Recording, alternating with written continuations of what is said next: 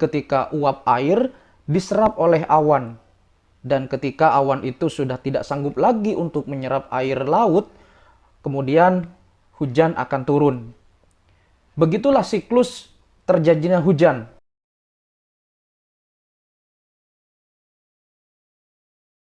Dan biasanya awan yang berpotensi untuk menurunkan hujan bernama awan cumulonimbus.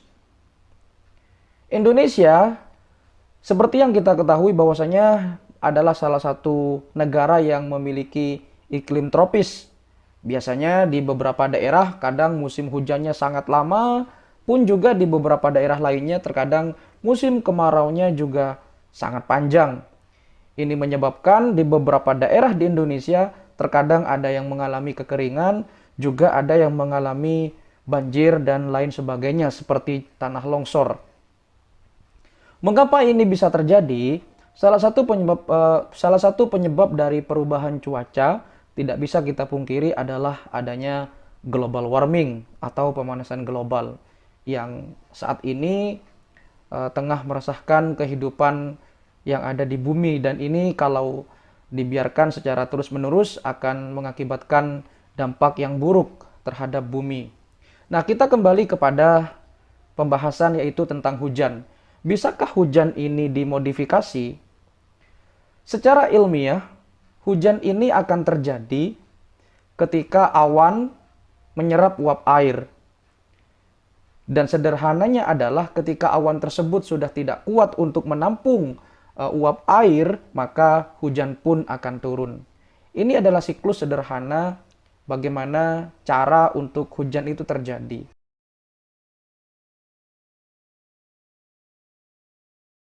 Dan secara sains, ketika kita ingin memodifikasi cuaca di zaman yang sudah canggih seperti sekarang, ini sangat bisa dan mungkin saja terjadi, dan tingkat keberhasilannya besar. Banyak di kota-kota besar seperti di luar negeri dan juga di Indonesia sendiri sering melakukan modifikasi cuaca. Caranya adalah dengan menggunakan bahan-bahan kimia tertentu ataupun garam-garam tertentu yang dikirim atau dimuat oleh pesawat, entah itu pesawat Hercules atau pesawat yang lainnya, kemudian pesawat tersebut terbang ke sekitar awan, dan ketika pesawat sudah terbang di atas awan, maka bahan-bahan kimia pun ditaburkan dan disemaikan kepada awan yang dituju. Kemudian setelah menunggu beberapa waktu, hujan pun akan turun.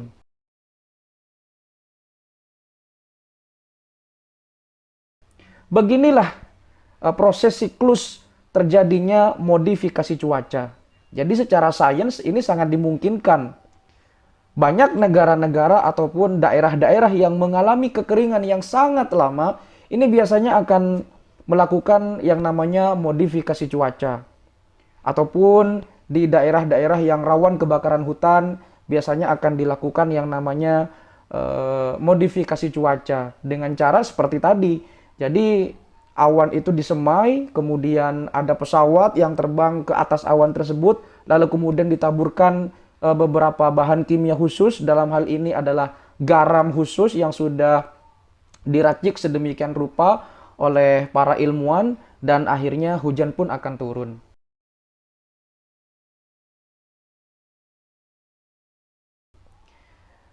Nah, lantas bagaimana dengan yang namanya pawang hujan? Apakah pawang hujan ini ilmiah atau sebaliknya? Pada dasarnya, pawang hujan ini tugasnya adalah untuk membuat hujan turun atau membuat hujan tidak turun pada tempatnya. Jadi istilahnya adalah pawang hujan ini adalah orang yang pintar dalam hal ini adalah mengendalikan hujan ya. Jadi seperti avatar. Kita tahu bahwa pawang itu banyak sekali ya. Ada pawang ada di dunia hewan, ada pawang-pawang macam-macam. Nah, bagaimana dengan pawang hujan ini? Jadi seolah-olah dia mengendalikan alam. Nah, biasanya ini sangat identik ketika musim hujan datang, di mana banyak masyarakat Indonesia yang biasanya memakai jasa pawang hujan, dan sampai tahun ini, sampai tahun 2021 akhir ini, mau masuk 2022, biasanya pawang hujan masih sangat banyak yang memakai jasanya.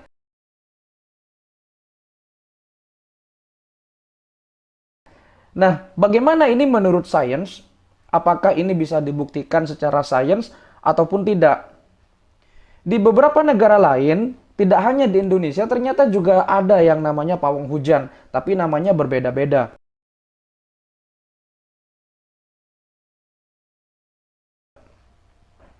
Nah, ketika hujan itu akan turun, jadi biasanya si pawang ini akan melakukan ritual-ritual tertentu yang berhubungan dengan mantra-mantra, doa-doa khusus, kemudian ada ritual-ritual lain untuk eh, mengendalikan yang namanya hujan agar tidak turun.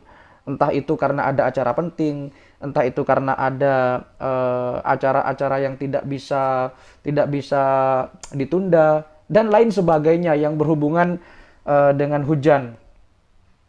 Nah, ketika kita berbicara tentang sains dan alam, eh, maka ini akan menemukan sebuah kontradiksi ya. Terkadang sains itu bisa membuktikan, terkadang juga alam tidak bisa ditebak. Karena memang alam ini sangat penuh misteri. Seperti contoh, jika kita meminum air yang sudah diberikan doa-doa tertentu, maka menurut sains ini sudah bisa dibuktikan.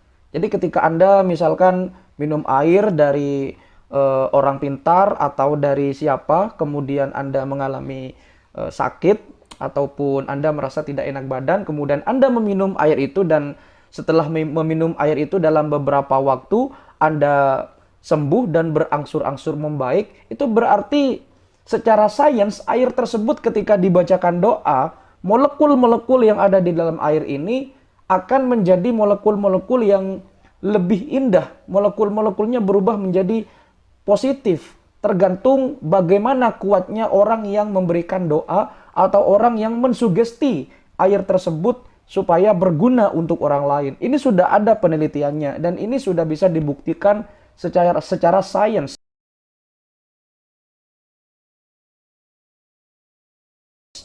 Bagaimana air itu awalnya molekulnya berbentuk ini, kemudian ketika dibacakan doa, molekulnya berubah menjadi lebih baik. Nah, ini sudah bisa dibuktikan secara sains.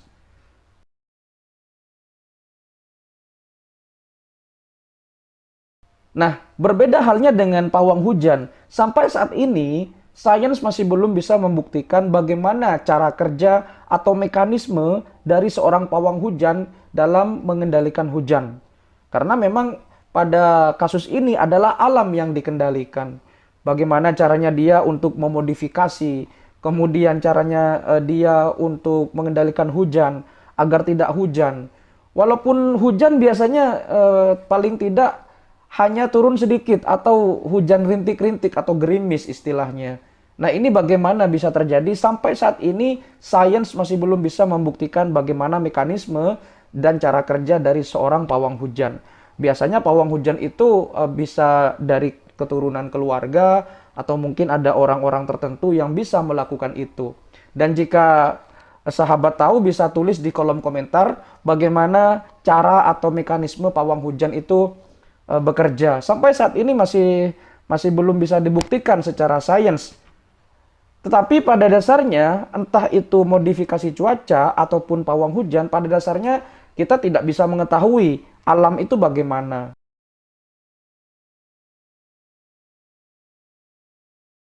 Alam itu kehendaknya bagaimana? Karena sejatinya manusia tidak begitu menguasai, tidak superior dalam menguasai alam. Karena alam ini memang penuh misteri.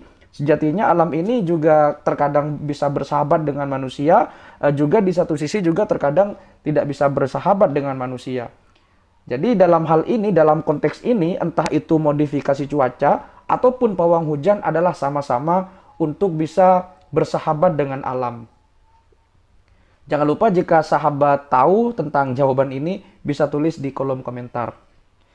Demikian video ini mudah-mudahan bisa memberikan manfaat untuk Anda semuanya. Jangan lupa untuk terus mendukung channel ini berkembang. Jangan lupa subscribe, like, komen, dan share. Tunggu video berikutnya. Wassalamualaikum warahmatullahi wabarakatuh.